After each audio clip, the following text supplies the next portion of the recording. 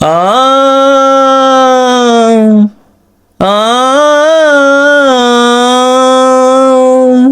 Ah ah yeah it's Ilaiyaraaja. நீ மனுஷனே இல்ல தெரியுமா? வணக்கம். இந்த வீடியோல வந்து ஹேர் ஸ்டைல் கொஞ்சம் மோசமா இருக்கும். வரும் வீடியோக்குள்ள இன்னுமே மோசமாகிறதுக்கான வாய்ப்பு இருக்கு. லாங் ஹேர் வளர்க்குறதுங்கிறது சாதாரண விஷயம் இல்லை, அது வந்து ஒரு தவம். ஓகேவா? இன்னும் வர வீடியோக்குள்ள முடி வந்து ரொம்ப மோசமா இருக்குங்கிறத நான் இந்த வீடியோல தெரிவிச்சுக்கிறேன். இளையராஜா பத்தி இருக்கிற பல கான்ட்ரவர்சிஸ், அப்புறம் காப்பீட் கேட்டு இவர் வந்து கோர்ட்டுக்கு போறது, அங்க கோர்ட்ல வர தீர்ப்புகள், இதெல்லாம் தாண்டி எனக்கு ஒரு ஒப்பீனியன் இருக்கு, அதை பத்தி பேசலாங்கிறது தான் இந்த வீடியோ. அதுக்காக தான் இந்த வீடியோ வந்து நான் வந்து எடுக்கிறேன். இளையராஜா இசைஞானி, இந்த மாஸ்ட்ரோ இசைஞானி இளையராஜா தான். ஆனா அந்த இசைஞானி இப்ப இசைஞானியா இருக்காரா அப்படின்னா, அது வந்து காப்பிரைட் கேட்டு மிரட்டுகிற ஒரு நபராக, நோட்டீஸ் அனுப்புகிற ஒரு நபராக தான் வந்து இளையராஜா இருக்கிறார். கூலி படத்துல யூஸ் பண்ண மியூசிக்கு, அப்புறமேட்டு குட் பேட் அக்லியில் யூஸ் பண்ணது, அடுத்து இப்போ வந்து டியூட் படத்துல வந்து யூஸ் பண்ண இந்த கருத்தம் வச்ச சாங், இந்த மாதிரி எல்லா பாட்டுக்குமே வந்து நோட்டீஸ் அனுப்பிட்டு இருக்காரு. கோர்ட்டும் வந்து டியூட் மூவி இந்த பாட்டை வந்து நீக்கணும் அப்படின்னு சொல்லி தீர்ப்பு கொடுத்துருக்காங்க. இது வந்து என்னதான் நீங்க ஒவ்வொரு பாட்டா பயன்படுத்த அது கோர்ட்டுக்கு போயிட்டு இது யாருக்கு தான் சொந்தம், இந்த பாட்டு இப்போ யாருக்கு தான் சொந்தம், இளையராஜாக்கு சொந்தமா, இல்லை இந்த லேபிளுக்கு சொந்தமா, இல்லை வந்து ப்ரொடியூசருக்கு சொந்தமா, யாருக்கு தான் சொந்தம் அப்படின்னு கடைசி வரலுமே சண்டை போயிட்டு இருக்கோம். இளையராஜா விட்டு கொடுக்காத வரலும் நம்ம இதுல வந்து எது சரின்னு பார்த்தோம்னா, இளையராஜா இந்த படத்துக்கு மியூசிக் போடுறாரு அப்படின்னு போஸ்டர்ல போட்டாலே போதும் கூட்டம் வரும் அப்படிங்கிற நிலைமை இருந்தப்ப, இந்த காப்பிரைட்ஸ், ராயல்டி இது எல்லாமே இளையராஜாவுக்கு தான் போகும் அப்படிங்கிற மாதிரி அக்ரிமெண்ட் போட்டிருக்கலாம். ஸோ அது கோர்ட்ல காமிச்சா அங்க வந்து அது ஏற்றுக்கொள்ளப்பட்டு இளையராஜாவுக்கு வந்து ஆதரவா வந்து தீர்ப்பு வரலாம். ஆனா இளையராஜாவை பார்த்து இந்த காப்பிரைட் கேட்கறது, இந்த நோட்டீஸ் அனுப்புறது, காப்பிரைட் போடுறது, இந்த மாதிரி வேலையெல்லாம் வந்து பண்ணாம இருந்தாருன்னா அந்த ஆர்ட் வந்து ஒரு ஆர்ட்டா இருக்கும். அது வந்து அந்த பாடல் வந்து ஒரு விலை மதிக்க முடியாத ஒரு இளையராஜாவுடைய ஒரு மிகப்பெரிய ஒரு படைப்பா இருக்கும். இவரே உட்காந்து இவரோட படைப்பெல்லாம் கெடுத்துட்டு இருக்கிறாருன்னு தான் நான் சொல்லுவேன். இளையராஜாவோட சைடு ஒரு நியாயம் இருக்குல்ல, அவருக்கும் ஒரு ராயல்டி மணி அதுல இருந்து கொடுக்கணும்ல, அப்படிதான் சட்டமும் சொல்லுது. 2012 வந்த சட்டம் வந்து காப்பிரைட்ஸ் ரைட்ஸுக்கு என்னென்ன உரிமை இருக்குன்னு வந்த அமெண்ட்மெண்ட்ல சொல்றது வந்து அந்த பாட்டுக்கு ப்ரொடியூசருக்கும் பங்கு இருக்கு, அதை வந்து இசையமைச்சவங்களுக்கும், அதே மாதிரி அதுல பங்கு பெற்ற ஒவ்வொருத்தங்களுக்குமே அதுல வந்து ராயல்டி மணி போகணும் அப்படின்னு இருக்கு. அப்படி பார்த்தாக்கா இளையராஜா சொல்றதே வராது. அதுல வந்து பாடினவங்கள இருந்து பின்னாடி பேக்ரவுண்ட் ஸ்கோர் பண்ணவங்கள இருந்து அதுல பார்ட்டிசிபேட் பண்ண எல்லாத்துக்குமே தான் வந்து ராயல்டி மணிங்கிறது போகும். ஆனா இளையராஜா வந்து அதுக்காக பாடுபட்டு இவ்வளோ நோட்டீஸ் அனுப்புறாருன்னா அதெல்லாம் கிடையாது. ஸோ அவர் வந்து இந்த காப்பிரைட்டை வச்சு, இந்த சாங்கை இந்த காப்பிரைட்டையும் வச்சு எவ்வளோ சம்பாதிக்க முடியும் அப்படின்னு தான் பார்த்துட்டு இருக்காருன்னு அவருடைய நடவடிக்கைகள் காமிக்குது. இவர் சொல்ற மாதிரி பார்த்தா ஒவ்வொருத்தனும் வந்து நோட்டீஸ் தூக்கிட்டு தெரிய ஆரம்பிச்சிடும். பின்னாடி கோர்ஸ் கொடுத்தவங்க வந்து மியூசிக் போட்டதுல இருந்து, இளையராஜா மியூசிக்ல வந்து நீங்க ஒரு மணி சத்தம் கேட்கும், அந்த மணி அடிச்சது நான் தான், ஸோ எனக்கு வந்து நீங்க ராயல்டி மணி பே பண்ணணும் அப்படின்னு ஒருத்தன் கோர்ட்டுக்கு போக முடியுமானா அது வந்து முடியாது. ஸோ ராஜாவை தான் திருப்பி திருப்பி போய்கிட்டு இது ஏன் பாட்டு, இது எனக்கு சொந்தம், 100% வந்து ராயல்டி மணி எதுக்கு ஏதாவது வரணும் அப்படின்னு கிளைம் பண்ணிட்டு இருக்காரு. ஸோ இவர் ஏன் இந்த மாதிரி பண்றாருன்னு தெரியல. அவருடைய ஆர்ட்டை வந்து அவரே வந்து கெடுத்துக்கிட்டு அவருடைய மதிப்பை வந்து அவரே குறைச்சிட்டு இருக்காரு. இளையராஜாவுக்கு அட்வைஸ் பண்றதுக்கு அவரோட பாட்டையே அவருக்கு நம்ம வந்து கோட் பண்ணுவோம். காசி படத்துல ஒரு சாங் வந்து, பொருளற்ற பாட்டே ஆனால் பொருளையே போட்டு செல்வார் போற்றுமே என் நெஞ்சம் அப்படிங்கிற மாதிரி இப்ப இளையராஜாக்கு தர இந்த ரெஸ்பெக்ட், அவருடைய பாடல்களை வந்து எடுத்து படங்கள்ல பயன்படுத்துறது எல்லாமே பொருளற்ற பாட்டுக்கு போடுற பொருள் தான். ஸோ அவர் வந்து போட்டுருணும். ஆனா அந்த போட்டுறது, இந்த போட்டுறதானா ராஜா காப்பி அடி கொடுக்கறது, இசையை வந்து தனதாக்கிக்கணும். அதாவது இசையை உருவாக்குனது, இசையை கண்டுபிடிச்சது, இந்த இசைனா அங்க வந்து இளையராஜா பேர் வரணும் அப்படின்னு அவர் வந்து எதிர்பார்க்கிறாரு.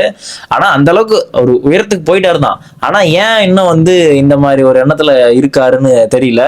ஏன்னா 82 வயசுல வந்து சிம்பொனி பண்றதுங்கிறது மிகப்பெரிய விஷயம். அவர் பண்ணலான்னு இப்ப யாரும் கேட்க போறது இல்லை. இப்ப பண்றாருன்னா அந்த அளவுக்கு வந்து அந்த இசை மேல ஆர்வம் இருக்கு. ஸோ இந்த காப்பிரைட்டு இந்த மாதிரி எனக்கு காசு கொடு அப்படின்னு கேட்கறது வந்து இதெல்லாம் கடந்த ஒரு கலைஞனால மட்டும்தான் இந்த மாதிரி வந்து இத்தனை வயசானாலும் அந்த ஆர்ட்டை வந்து நேசிக்க முடியும். ஆனா ஏன் வந்து இளையராஜா அப்படி பண்றாருன்னு தெரியல. நீங்க ஒரு நல்ல ஒரு படைப்பாளியா இருக்கலாம், நல்ல ஒரு படைப்பு வந்து படைச்சிருக்கலாம், அது வந்து பயங்கர வைரலா போயிருக்கலாம், இல்ல வந்து உங்களை வந்து இந்த சமூகம் வந்து கொண்டாடி இருக்கலாம். ஆனா அந்த ஆர்ட்டுங்கிறது யாருக்குமே சொந்தமில்லாத ஒரு விஷயம்தான். நீங்க வந்து இந்த இந்த இயற்கையில் இருக்கிற ஒவ்வொரு சத்தமும், அதே மாதிரி அந்த ஆறுமணிய பொட்டியிலிருந்து வர ஒவ்வொரு சத்தமும், பேஸ் கிட்டார்ல இருந்து வர ஒவ்வொரு சத்தமுமே இங்க இயற்கை கொடுத்ததுதான். அந்த இந்த காலகட்டத்துல இந்த சூழல்ல நம்ம வந்து அதை கத்துக்கிட்டோம், அதை வந்து ப்ராப்பர் மியூசிக்கா வந்து மாத்த நம்ம வந்து கத்துக்கிட்டோம். ஆனா அது நான் அதனால் என்னாலதான் வந்து இசையே வந்து வந்துச்சு, என்னாலதான் வந்து இசைனா இந்த மக்களுக்கு எல்லாம் என்னன்னே தெரியும் அப்படின்னு பேசுறதுங்கிறது உச்சபட்ச தலைக்கணத்தோடைய வெளிப்பாடு தான் அது. வந்து ஒரு ஆர்ட் வந்து யாருக்குமே சொந்தம் இல்லை அப்படின்னு சொல்றோம்னா, இன்னைக்கு வந்து நம்மகிட்ட ஒரு மொபைல் இருக்கு, அதாவது தடிக்கு விழுந்தா கண்டென்ட் கிரியேட்டர் மேலதான் உருவற நிலைமை வந்து இருக்கு.